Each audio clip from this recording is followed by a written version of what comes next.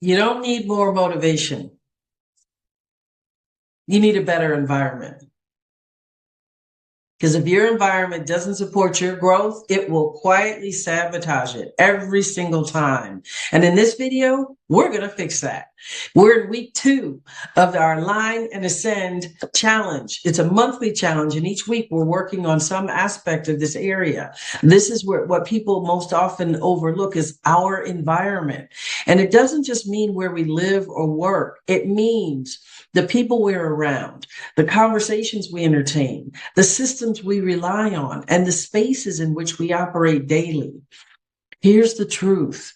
You can be fully capable and able and talented and still not move forward if your environment is working against you.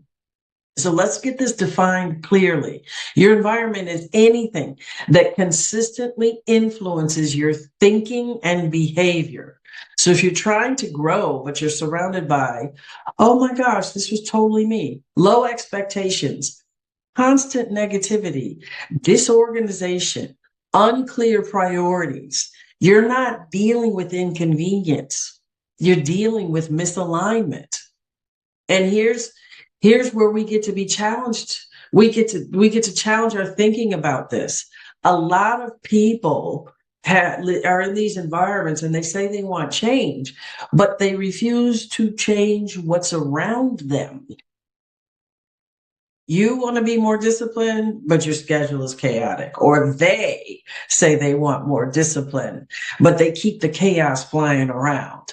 You want to be more confident, but you stay in spaces where you're constantly second guessing yourself.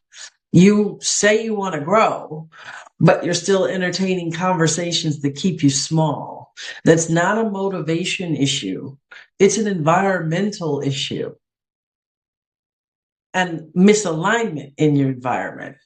So let's make it really practical. Every time you sit down to work, you get distracted. That's not a lack of focus. It could be a setup problem. If the people around you don't challenge you, support you, respect your growth, respect your space, respect your quiet, that's not just how it is. That's something that you need to address. And failure to address it will keep you misaligned. If your space is cluttered, if your rooms are cluttered, disorganized, too much stuff, if your systems are unclear and you spend your time being reactive, you're operating in misalignment every day. Here's a simple framework to look at how you could start adjusting your environment. Do the audit. Ask yourself, what am I seeing every day? What am I hearing every day? What am I responding to every day? All of that is shaping your results. Well, I had in my workplace, I had the experience of constant crisis, constant firefighting. And I said, I didn't come here to be a firefighter. Oh, we don't, yeah, this is no. We want this to change. We want this to change. But the question is, are you seeing the actions that people need to take to have their words match their behavior? If not, you got to make a choice about what's working for you and your alignment. And you got to be willing to remove what's not serving you. This is the hard part. And in this case, I didn't remove what wasn't serving me. They removed me. Now, that is my belief that the universe is on my side. Creating distance from certain conversations, certain kinds of people, certain kinds of environment. Sometimes we know the environment isn't working for us, but we're not moving as quickly as we could to get out of it. Setting clear boundaries, simplifying our space, restructuring our time. Not forever things. To create alignment, taking the time to slow down, shift down, downsize, declutter to create alignment. And then you can grow forward and see what works from there. The third step we're looking at is, what is it that supports our growth? We've got to replace with intention. So if it's about creating a workspace that invites focus, if it's about surrounding yourself with people who challenge and elevate you, nourish you, pour into you versus take from you, put systems in place that make actions easier, because discipline is easier when your environment is actually designed for success. And this does take designing. You cannot expect aligned results from a misaligned environment. It just doesn't work.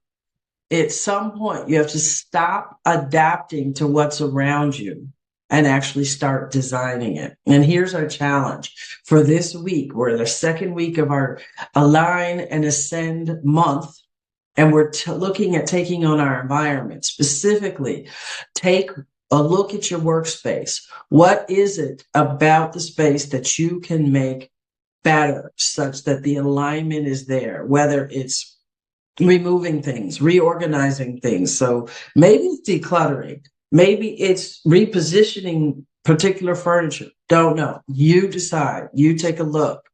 Same thing with your calendar. What are you doing about blocking time? Do you have the time blocked on your calendar for your health and well-being? What color is that? And how much time in a week is getting devoted to your health and well-being? You can tell by color coding in your calendar. Setting boundaries, removing distractions. All of these things are small steps you can take to have your environment start to support you and empower you and be part of how your alignment comes into place. Now, if this resonates with you, don't just watch. Take the actions. Take a look. Make a list. You don't have to attack everything at once, but be willing to look at your environment. Look at your friend space. Look at your work friend space. Look at your work desk space. Look at all of these places. Take a moment, sheet of paper, do a list. Here's what works in the space. Here's what doesn't. Now, you take the time to attack it. You don't have to attack everything in one time. So you want to regularly be at work on having your alignment in your environmental places line up. This month, we're talking about an intentional build to be ready to rise and fly. We're in this conversation because we know we deserve more, and this is how we soar. So thank you for being here, listening in the conversation. Make sure you subscribe to follow us and get all the goodness that we have in the programming that we're offering. I'm delighted to share it with you. See you soon.